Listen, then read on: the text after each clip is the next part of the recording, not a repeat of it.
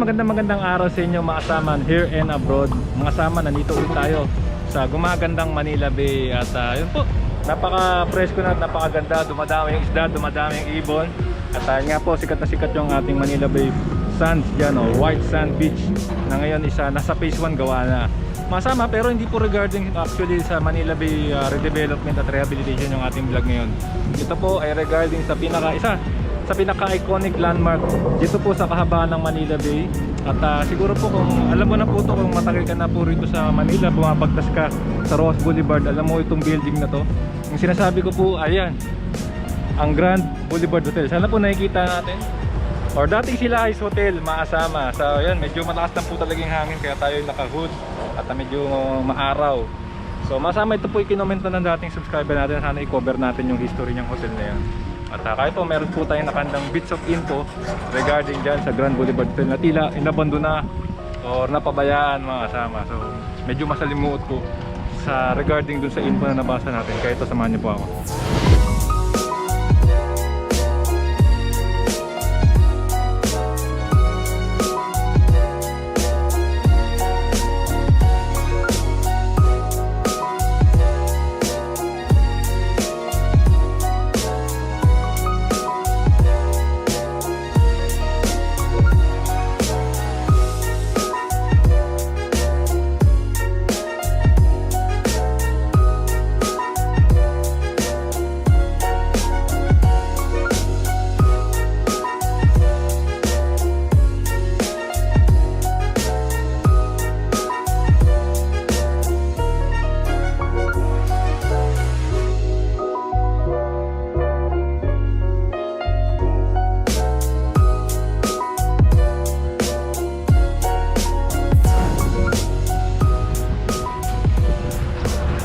So, pansin ko na masama, ang daming ibon dito sa bandang Remedios. So, talagang dumadami yung ibon natin sa Manila Bay.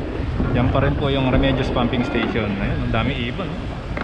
So balik po tayo sa main bida ng ating vlog ngayon. Yan po, ang Grand Boulevard Hotel. So yan po, nagdagay lang po tayo ng konting drone shots para makita po nyo ng aerial view yung Grand Boulevard Hotel. Bata pa po ako, nakikita ko na yan pag bumabagtas po ako ng Manila Bay. Kitang-kita ko po ang ganda ng struktura niya. Ang ganda ng kulay, iconic yung kulay niya. Parang ano ba yun? Parang terracotta red.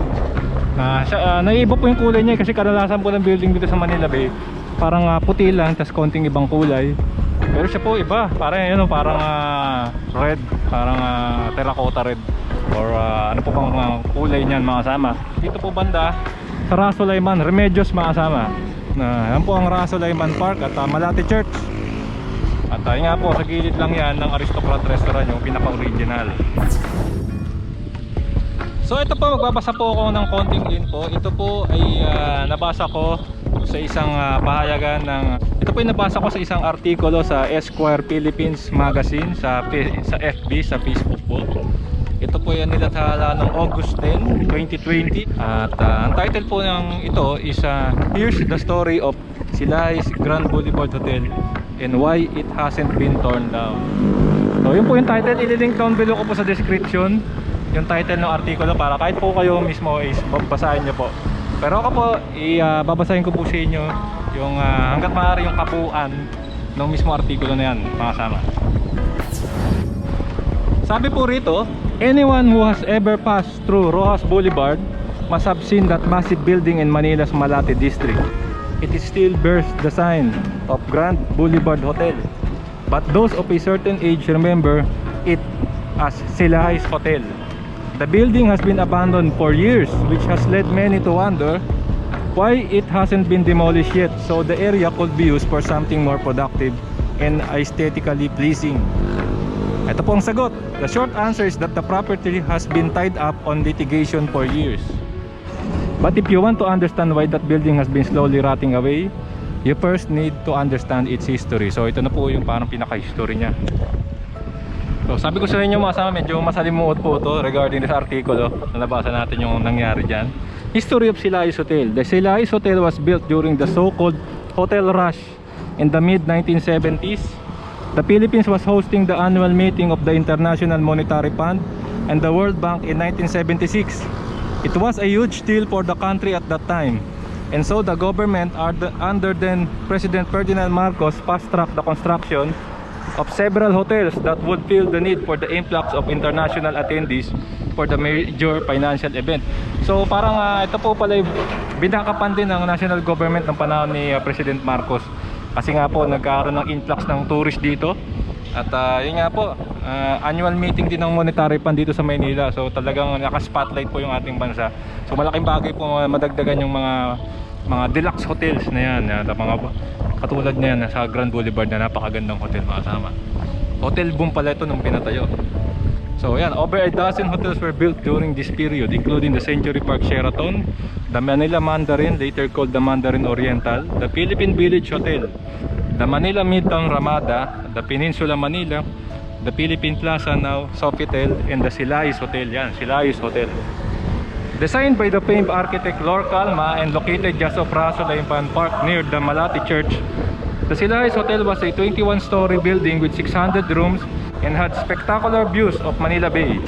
It eventually became one of the top hotels in the Bay Area, attracting not just foreign business and leisure travelers but partygoers from Manila's social set. So yan, ang ingay ng mga truck, sumasabay po sa ating pagpapaliwanag. In fact, one of the city's most iconic night spots was located at the Silahis Hotel. Stargazer, founded by nightlife king Louis Ismael, was located at the hotel's 19th floor in 1978. The hotel would also become home to another entertainment hotspot when it opened the Playboy Club, which was a franchise of the original club founded by Hugh Hefner.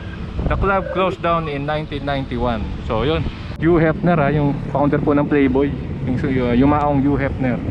Kaisa rin pala siya sa pag-develop. So ito na po, Silahis Hotel was found by the Enriquez Panlilio clan, and that particularly property was owned by Leandro B-Boy Enriquez. The family owned the Sulu Hotel and restaurant group that also included Sulu Hotel in Quezon City. The Enrique Panlilio family supplied the food for most of former First Lady Imelda Marcos fancy events and parties. The family also owned business related to real estate and shipping. As the family members allegedly benefited from the proximity to the Marcoses, so did they suffer when the dictator was deposed from power. So mga kasama, ito parang nagsimula na yung problema. Sequestered by the government. After the EDSA People Power of 1986 toppled Marcos regime, one of the first orders of business of the newly installed government of President Corazon Aquino was the recovery of the so-called ill-gotten wealth, not just by the Marcoses, but also by their relatives, friends, and business associates or cronies. So masama, after daw po nung panahon ni President Marcos, panahon po ni President Corazon Aquino, the government seized or sequestered many companies, properties, and assets between 1986 and 1987, including those of the Enriquez and Panlilios. Para po kasing didikit yung pangalan nila Enrique and Panlilios do sa kay President Marcos dati. So yun nga, kasi nga parang opposition yung pumalit, siguro na ano sila, nadiin po sila yung mga dikit na pangalan. Ito nga yung Enriquez and Panlilios. Philippine Village Hotel Incorporated, Ternate Development Corporation, Pantasia Philippines Resort, Montesol Development Corporation, Olas Del Mar Development, Puerto Azul Ocean Villas Condominium, Phil Road Construction Corporation, Sulu Dubs Inc. Hotel Properties, and Silahis International Hotel Incorporated. So long story short po, parang yung pamilya po ng Enriquez and Panlilio, sumaapila po sila para po mabawi nila tong hotel. Pero noong July 1989, the Presidential Commission on Good Governance took over management and operations of Silahis Hotel. The mission order stated that the takeover was meant to protect the interests of the government in view of the state of labor management situation, according to court record. So yan mga kasama, talagang nagkaroon pa po ng legal battle, lumabang po yung pamilya ng Enriquez Panlilio. So yan, parang break lang po, pakita ko lang dito yung dagat para pakahinga lang tayo ng konti. So ito mga kasama, from Silahis to Grand Boulevard Hotel. Ito na po, naging Grand Boulevard Hotel na siya. Meanwhile, the Accor Hotels Group had taken over operations of the hotel and rebranded the property into the Sofitel Grand Boulevard Hotel. It stayed that way for a number of years until the contract ended and the Accor Hotels Group set its sites elsewhere in the Bay Area on the old Westin Philippine Plaza. In 2006, the old Westin became the Sofitel Philippine Plaza Hotel, which still exists today. Yung nga po, yung dating Westin Philippine Plaza, ngayon ay Sofitel Philippine Plaza Hotel na. As for the Grand Boulevard, it seems numerous legal complications weighted it down so much it was never fully able to reclaim its glory days. Besides the Enriquez Pandillos grand tussle with the national government, it also encountered tax payment issues with the city government of Manila. In November 2007, despite protests from the hotel and a stay order issued by local court, Manila city officials auctioned off the hotel. In the auction that lasted for only 20 minutes, a company called Pacific Wide Realty and Development Corp bought the 6,444.10 square meter property for 106.65 million pesos. At the time, the city government claimed Grand Boulevard Hotel owed about 106.6 million in real estate taxes plus another 70 million in unpaid mayor's permit and business permits, for a total of 176 million. According to the city treasurer, the hotel's market value at the time was 538 million. So ito na po, 2008 to ha. The owners challenged the auction in court, but by July 2008, the city government had taken over the hotel and padlocked the building. Grand Boulevard had drastically cut down operations since it was served notice and that the city government will take over the establishment. But the owners did not relinquish control of the property that easily, literally fighting City Hall when they tried to settle its tax dues but was ignored. In January 2009, the Silahis International Hotel Incorporated asked the Manila Regional Trial Court to declare it had redeemed its tax obligations, following the city treasurer's refusal to accept payment. The case has been tied up in court for years, with the owners taking it all the way to the Supreme Court. So umabot ako ng Supreme Court yung labanan. Sabi ko na inyo, medyo masalimuot yung nangyari rito. So as recently as 2015, CIHI, CIHI and Pacific Hotel Corp had asked the High Court to review a lower court order that cancelled the company's ownership titles of their properties. The company's motions for reconsideration at the Court of Appeals and the Supreme Court had earlier been denied. So yan na mga kasama. Talagang lumalaban po sila sa umabot po sa Supreme Court yung yung laban ng pamilya. Ang recent news po rito is noong 2017 sa Court of Appeals po, dininay po yung petition ng mga owner ng Grand Boulevard Hotel to embark on a corporate rehabilitation. Dininay po ng Court of Appeals yung kanilang para mag-initiate ng rehabilitation at siguro ibalik sa magandang yung kalagayan yung hotel, kasi nga kitang-kita po rito lumang-luman at parang dilapidated na According to the report, CIHI failed to provide any document to support its claim that majority owner JP Gills Incorporated had committed to finance the hotel's capital and operating expenses of up to 100 million pesos. The decision also noted that the Grand Boulevard would need a total overhaul in order to resume its operations, since its outstanding debt of 2 billion pesos left in its miserable operation condition before it closed down.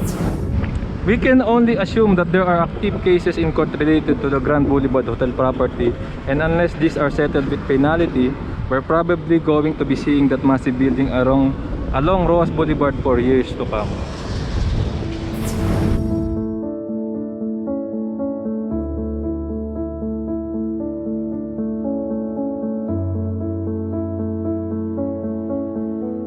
So yun mga kasama, ng kwento, medyo mahaba. Binasa ko na po yung siguro binood ko na din po ng paunti-unti.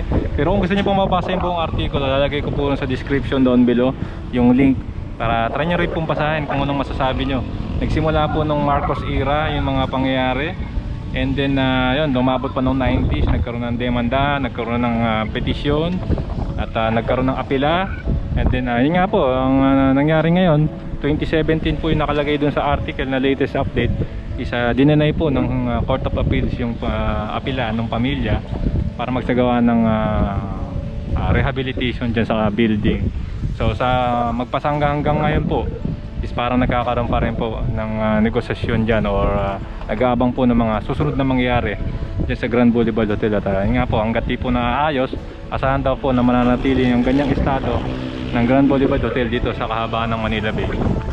So kung ako po tatanungin bilang isang mamamayan lang na gagandahan dito sa ating Manila Bay, malaking bagay po na maayos to.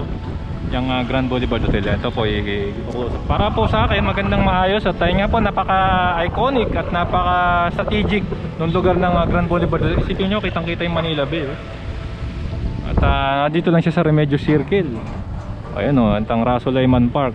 Ito yung Malati Bayview Mansion, ang ganda o. At yun nga po, kasabay pa pala yan, 70s pa pala nung binuo. At sana nga po mabigyan ng maayos na, pero mukhang madugo po. Siguro din tamang ngayon, naging madugo, MASALIMUOT po yung mga naging pinagdaanan ng Grand Boulevard Hotel para po makabalik siguro sa operational status. So abangan po natin ang mga mangyayari. Yan po ang maliit na kwento ng Grand Boulevard Hotel, formerly known as Silahis Hotel, Masama. So masama, kung nagustuhan niyo po itong video, nanyayaw po kayo mag-like, comment, and subscribe, hit yung notification bell para updated po kayo pag may bago naman tayong video. So yun po masama, maraming salamat po sa suporta. Isa naman pong iconic building sa Maynila, natuklasan natin ng konting details regarding dyan. Thank you very much po, keep safe, tiwala at malasakit, and see you po sa next vlog update.